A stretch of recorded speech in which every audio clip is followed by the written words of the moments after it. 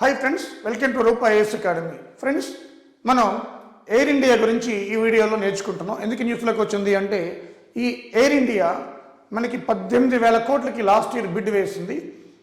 అంటే Tatas air India కోసం bid వేశారు. ఆ బిడ్ని మనకి టాటా సన్స్ గెలుచుకున్నారనమాట. 18,000 crores బిడ్ అది. సో ఎయిర్ ఇండియా ఇప్పుడు ఎవరి చేతిలోకి వెళ్ళిపోయింది?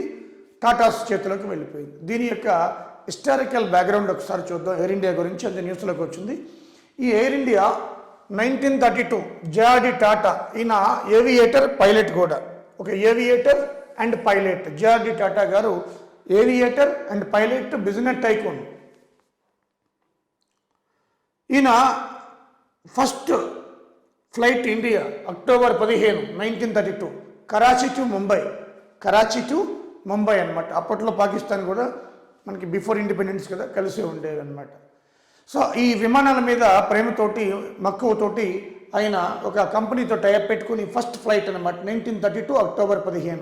అందుకని అక్టోబర్ 15ని మనం ఏమంటామంటే అక్టోబర్ 15 ఎయిర్ ఫోర్స్ డే అనమాట. ఇండియాలో ఎయిర్ ఫోర్స్ డే ఏది అంటే అక్టోబర్ 15 ఫస్ట్ ఫ్లైట్ అనమాట. సో ఇక్కడ అప్పుడు టాటా సర్వీసెస్ అంటాం, air services, Tata air services. So Air India oldest name ఏది అంటే Tata air services.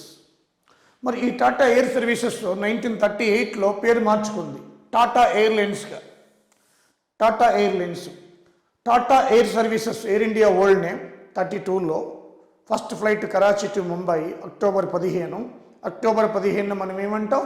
Air force day అంటాం. అలాగే 1938లో ఇది పేరు మార్చి టాటా ఎయిర్లైన్స్గా మారిపోయిందనమాట. ఆ టాటా ఎయిర్లైన్స్గా మారిన తర్వాత ఫస్ట్ ఫ్లైట్ కొలంబో, సిలోన్ అంటాం, అండ్ శ్రీలంక, ఇక్కడికి స్టార్ట్ అయింది ఫస్ట్ ఫ్లైట్ అనమాట.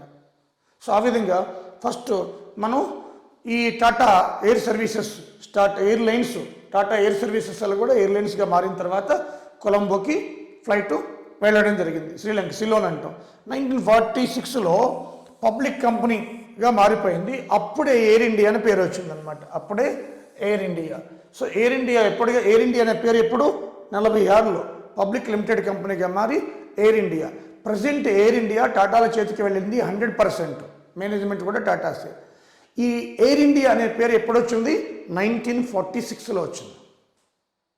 అప్పుడు లిమిటెడ్ కంపెనీగా మారిపోయింది.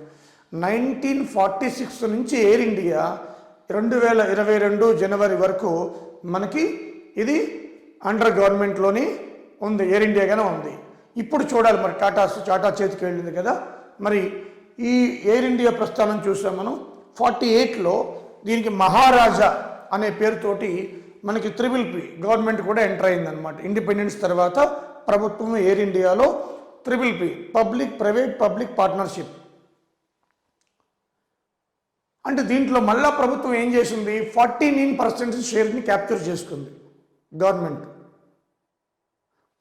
ఆ టాటాసే చైర్మన్గా ఉన్నారు 77 వరకు, 77. దో గవర్నమెంట్ 49% క్యాప్చర్ చేసుకున్నప్పటికీ 77 వరకు ఎయిర్ ఇండియాకి టాటాసే చైర్మన్గా ఉన్నారు. మధ్యలో మళ్ళీ ఏమైందంటే ఇంటర్నేషనల్ ఎయిర్ ఇండియా ఇంటర్నేషనల్, అలాగే ఎయిర్లైన్స్ ఇండియాలో లోకల్ డొమెస్టిక్ కోసం ఇండియన్ ఎయిర్లైన్స్ రెండు చీలిపోయి మళ్ళీ 2007లో మెర్జ్ అయిపోయినాయి. సో ఆ విధంగా దీని ప్రస్థానం నడిచింది. అలాగే 1953లో దీన్ని జాతీయం చేసేసారు, నేషనలైజ్డ్. జవహర్లాల్ నెహ్రూ గారు, జేఎల్ నెహ్రూ గారు నేషనలైజ్డ్ చేసేసారు అనమాట. ఇప్పుడు 1953లో. 32లో first flight Karachi to Mumbai October 15. 38లో టాటా ఎయిర్ సర్వీసెస్ అలా కూడా టాటా ఎయిర్లైన్స్గా మారిపోయింది. అలాగే 46లో ఎయిర్ ఇండియా మహారాజా 48లో అని పేరుతోటి మళ్ళీ ఇండిపెండెన్స్ తర్వాత గవర్నమెంట్ 49% షేర్ని క్యాప్చర్ చేసుకుంది. 53లో ఈ ఏవియేషన్ రంగాన్ని వాళ్ళు ఏం చేశారు? మరికొన్ని ప్రైవేట్ కంపెనీస్ని కలిపేసి మనకి జాతీయం చేసేసారు. అంటే 49లోనే ఆర్బీఐని జాతీయం చేశారు. ఆ తర్వాత ఈ ఎయిర్ ఇండియాని జాతీయం చేశారు 53లో. 56లో మనకి ఎల్ఐసిని జాతీయం చేశారు, లైఫ్ ఇన్సూరెన్స్ కార్పొరేషన్ని. 69లో 14 బ్యాంక్స్ని జాతీయం చేశారు. 73లో జిఐసిని జాతీయం చేశారు. మళ్ళీ 80లో 6 బ్యాంక్స్ని జాతీయం చేశారు. అంటే ఈ జాతీయం చేయడం అనేది 49 నుంచి స్టార్ట్ చేశారు. Reserve bank of India first చేశారు. అక్కడి నుంచి మనకి 80 వరకు జాతీయం చేస్తూనే ఉన్నారనమాట. మళ్ళీ 80 తర్వాత ఇందిరాగాంధీ చనిపోయిన తర్వాత మళ్ళీ రివర్స్, మళ్ళీ ప్రైవేటైజేషన్ మళ్ళీ స్టార్ట్ అయింది. ఇప్పుడు రివర్స్లో నడుస్తుంది అనమాట. అంటే గవర్నమెంట్ అన్నీ ప్రైవేటైజేషన్ చేయడం ఇప్పుడు రివర్స్లో వస్తుంది. ఫస్ట్ 49 నుంచి అన్ని ప్రైవేటువి జాతీయం చేయడం, మళ్ళీ 80 తర్వాత 84 నుంచి మళ్ళీ స్టార్ట్ అయింది రివర్స్. ఇప్పుడు రివర్స్లో ఉన్నాం మనం. ఇది దీని యొక్క ప్రస్థానం. విపరీతమైన లాస్లో ఉన్న ఎయిర్ ఇండియాను మనకి టాటా విన్ అయింది. Tata Talace TALSE private limited వీళ్ళ కింద ఇప్పుడు ఈ ఎయిర్ ఇండియా అనేది రన్ అవుతుందన్నమాట. So present Air India is run by Tata పవరా, టాటా మోటార్సా, టాటా టలాసా టాటా టలాస్ ప్రైవేట్ లిమిటెడ్ అనమాట, టాటా సన్స్.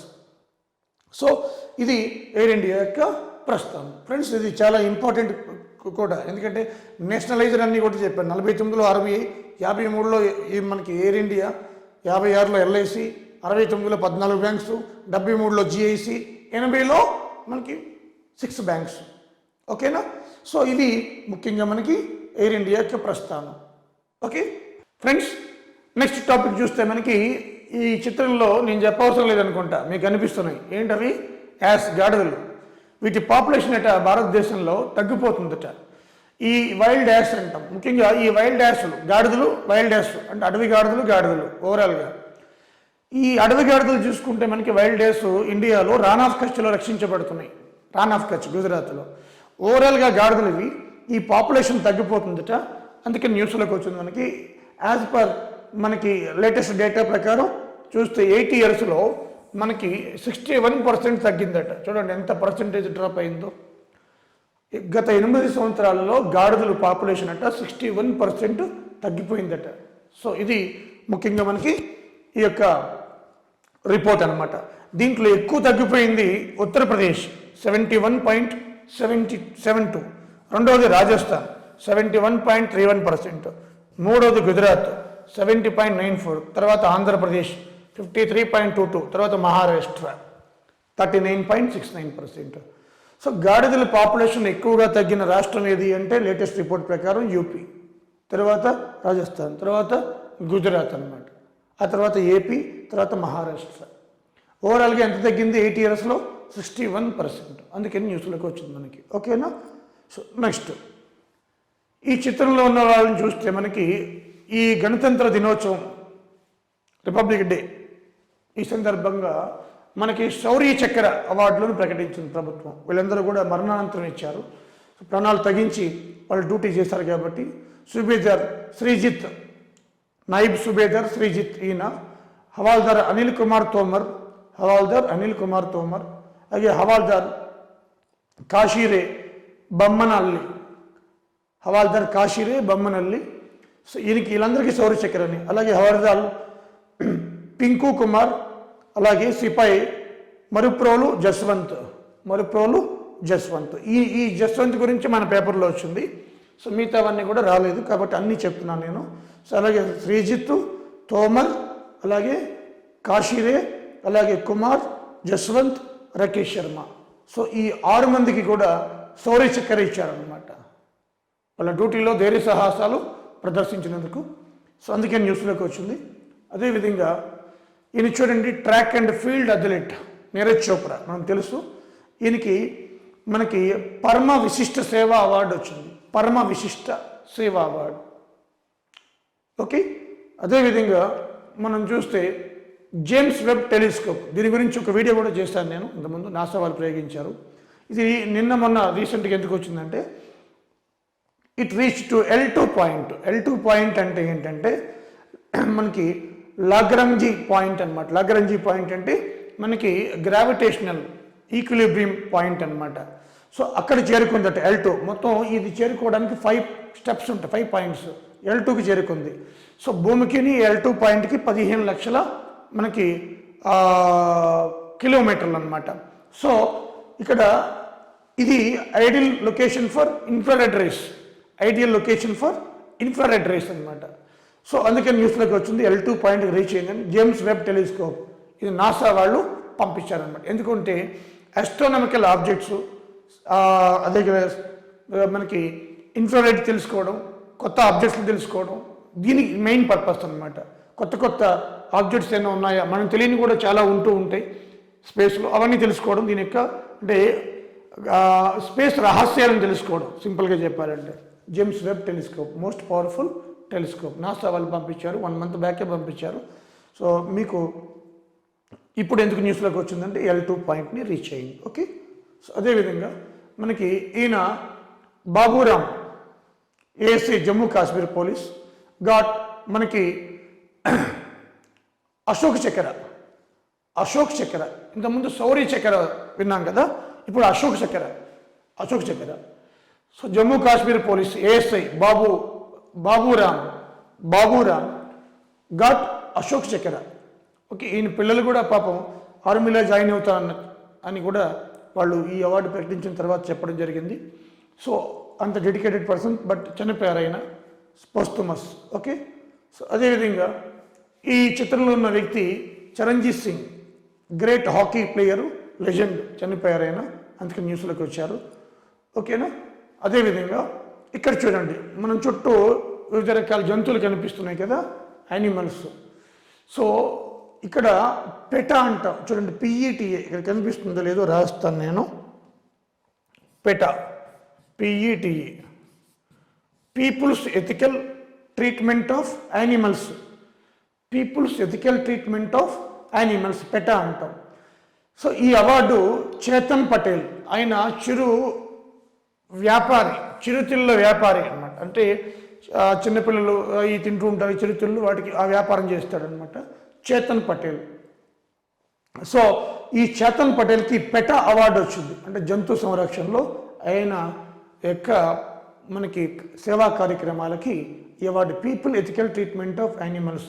మన తెలుగు రాష్ట్రాలలో ఈ పెటా చైర్మన్గా, అంటే దీనికి ఎవరి ఆధ్వర్యంలో ఉందంటే అక్కినేని అమల, ఆమె ఇది అంతా నిర్వర్తిస్తున్నారు. అంటే జంతువులకు కూడా పీపుల్ ఎథికల్ ట్రీట్మెంట్, అంటే కుక్కలైనా నక్కలైనా పిల్లులైనా ఏదైనా కూడా అవి కూడా జీవరాశులే కాబట్టి కొంచెం విలువ ఇవ్వాలి అనేది ఈ యొక్క ఉద్దేశం. సో ఈ అవార్డు ఎవరికి వచ్చింది? చేతన్ పటేల్. పెటా అవార్డు 2022 ఎవరికి వచ్చిందంటే చేతన్ పటేల్. ఓకే, సో ఇది న్యూస్లోకి వచ్చింది మనకి. అలాగే లీడర్ బోర్డ్ ర్యాంకింగ్లో వరల్డ్లో మనం చూస్తే బ్రాండ్ ఫినాన్స్ ఐటీ సర్వీసెస్లో వరల్డ్ వైడ్ చూస్తే యాక్సెంచర్ నెంబర్ 1 2022, ఇది 2021 వరల్డ్లో. అంటే లాస్ట్ ఇయర్ యాక్సెంచరే, ఇప్పుడు యాక్సెంచరే రికార్డ్. ఇప్పుడు సెకండ్ ప్లేస్లో టీసీఎస్ ఉంది, లాస్ట్లో థర్డ్ ప్లేస్లో ఉంది. ఇప్పుడు టీసీఎస్, ఇండియన్ కంపెనీ టీసీఎస్ వరల్డ్లో ఐటీ సర్వీసెస్లో సెకండ్ ప్లేస్లో ఉంది. First Accenture, second TCS. Present ఇది 2022. థర్డ్ ప్లేస్లో ఇన్ఫోసిస్ ఉంది, ఫోర్త్ ఐబిఎం ఉంది, ఫిఫ్త్ కాగ్నిజెంట్ ఉంది, సిక్స్త్ క్యాప్జెమినీ ఉంది, సెవెంత్ విప్రో ఉంది. సో హెచ్సిఎల్ 8th ప్లేస్లో ఉంది, ఎన్టీటీ డేటా 9th ప్లేస్లో ఉంది. సో తర్వాత అవసరం లేదన్నీ కూడా. సో మన ఇండియన్ కంపెనీసే ఉన్నాయన్నమాట. సో మన ఇండియా కంపెనీస్ చూస్తే మనకి సెకండ్ థర్డ్ పొజిషన్లో టీసీఎస్, ఇన్ఫోసిస్ ఉన్నాయన్నమాట. ఓకేనా, సో ఇవి చాలా ఇంపార్టెంట్, ఎందుకంటే మన ఇండియన్ కంపెనీ కదా. వరల్డ్ ఐటీ సర్వీసెస్లో number 1 Accenture, second TCS, third Infosys. Okay, ఇవి గుర్తుపెట్టుకోండి సరిపోతుంది. ఓకే ఫ్రెండ్స్, ఈ వీడియోని అందరికీ షేర్ చేయండి. సో ఈ ఏఈ మీకు ఇంతకుముందు 100 days మిషన్ చెప్పాను, ఆ పద్ధతి ప్రకారం వెళ్ళండి. అలాగే టీఎస్ వాళ్ళు కూడా నోటిఫికేషన్ ఎప్పుడు అంటున్నారు, మరి వచ్చే నెల ఎండింగ్ కల్లా కూడా ఈ జోన్ల సర్దుబాటు ఫ్రీ అవుతుంది అనుకుంటున్నాం. మార్చిలో అయితే వచ్చే అవకాశం ఉంది, ఛాన్స్ ఉంది.